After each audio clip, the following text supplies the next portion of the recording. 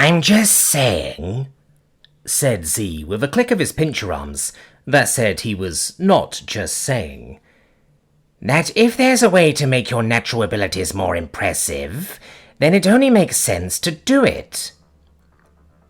And I'm just saying, Mo retorted as he tentacle walked in front of us, that it wouldn't be your natural abilities anymore. But it would be impressive. Surely that matters more. Mo made a popping noise that was his version of a derisive snort. Only if you want to be a cheater about it. I focused on pushing the hover sled full of packages. I don't think you guys are going to agree on this one. There's nothing cheating about being better, Z insisted. Do you think spaceships are cheating because you can't leap to the nearest planet under your own power?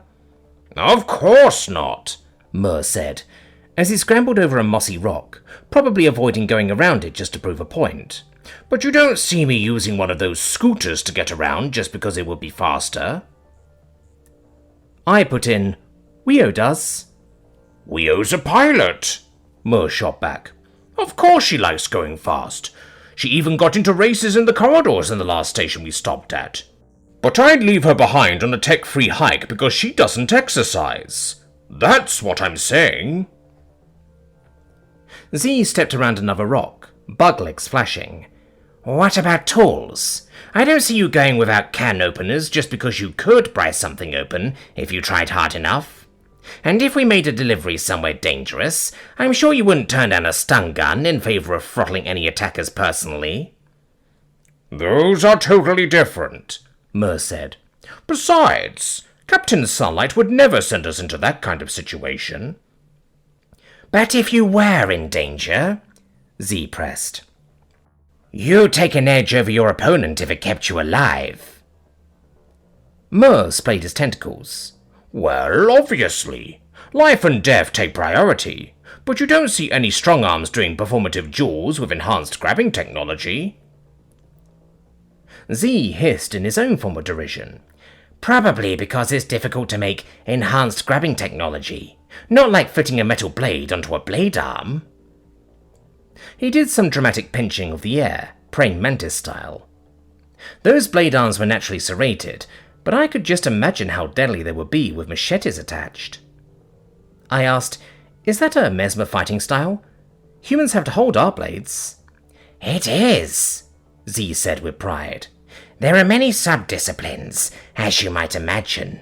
Even before long-distance weaponry was adopted, our fighting forces have been terrifying to behold. I bet, I said. The idea of being charged by a swarm of predatory bug aliens with double sword arms was nightmarish. Mo sniffed. Still an unnatural advantage. That's hardly a bad thing if it lets you eviscerate your enemies, Z said. I'm sure that most species would side with me here, even humans, with no natural weapons to speak of, caught onto blades. Hey, we totally have natural weapons, I told him with a grin. Freeing one hand from the hover sled, I aimed a mock punch at his giant bug eyes. A solid punch from a trained martial artist would crack your exoskeleton. Probably. I had no idea. Z was unimpressed. How quaint. Mo said, At least it's an honest strike with no enhancements. I had to pause at that. Well, there is a thing called brass knuckles that people sometimes use, but that's not exactly fair even for us. Neither of them had knuckles. They stared at me, blankly, and I hurried to clarify. It's a metal thing we hold here, I said, slapping a fist.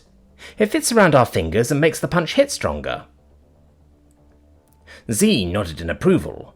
Very resourceful. Still quaint. Quaint cheating? Mo said with a smile. Oh, for... I pushed the hover sled harder. What about throwing? Neither of your species do much of that, and we all know humans are great at it.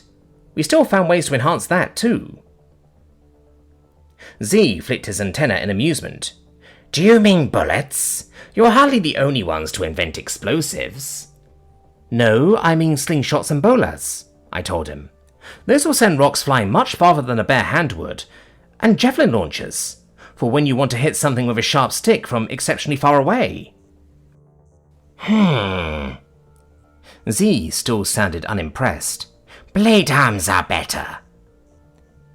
Up close and unaltered, Moore added. I'll have to find footage of a human martial arts tournament for you guys to watch sometime, I said. But hey, you just agreed on something. Before they could find a way to start arguing again, we reached our destination, the edge of a river that was significantly farther from the aquatic house than I'd expected. It was one of those beaver lodge deals made of wood and decorative flowers. It was big and artistic. It had neither a walkway nor a doorbell. That could be a problem. Z hissed. There was supposed to be an intercom on the shore. He looked around, but even his range of vision didn't spot anything.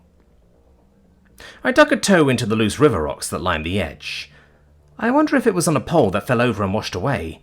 If they don't get many visitors, they might not have noticed. Moore slid over the rocks and stuck his face in the water.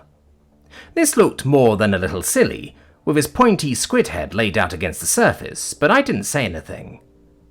He stood up and wiped tentacles across his face. Yeah, it's down there, he said. Paul rotted away. Z hissed and clicked his pinches in exasperation. Delightful. How do they expect us to get their attention? Let's call back to the ship and have them contact the merchant frequency. I don't think they use that, Moore said, but he made his way over to the communicator stashed in a sled compartment. While he called and talked to Weo, Z glared at the distant house. Do you think you could throw a rock that far? He asked me. Knock on their door from a distance? Probably not, I admitted, then looked down at the rocks. At least, not directly. Moore entered the call. They used a different message system, he told us, sounding none too pleased about it. The captain's going to send an urgent notification, but it's anyone's guess how quickly they'll respond to that. Delightful, Z repeated. And our champion rock thrower can't even hit the wall from here. I didn't say that, I said, stepping away from the hover sled and scanning the ground. Help me find a flat round one. Why? Moore asked.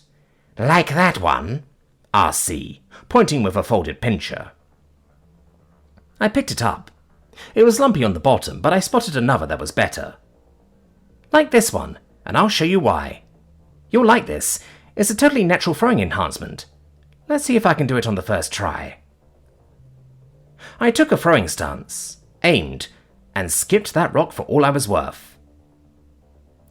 It skidded merrily across the surface to whack against a board, as if I practiced every day and hadn't gotten very lucky. 10-year-old me would have been proud. The whack echoed loudly enough for anyone to hear. Moore and Z were still exclaiming about it when something blue-furred breached the surface near the house. What? Yelled our client. We chorused, Delivery! While gesturing toward the pile of boxes. I added, And your doorbell pole is broken, pointing in the rough direction of where Moore had seen it underwater. Oh! Said the client, still yelling. Right, fine, I'll get the bag. Their head disappeared with a ripple of river water, off to get something that was hopefully waterproof. I smiled at my co-workers. I'm glad that worked. No kidding, Moore said. I was starting to worry someone would have to swim over there, and the briefing didn't say if there are any biting creatures in this river. Z stood tall. I'm sure our champion thrower could hit them with a rock if they were. I grinned and agreed that I probably could, though I was glad we didn't have to find out.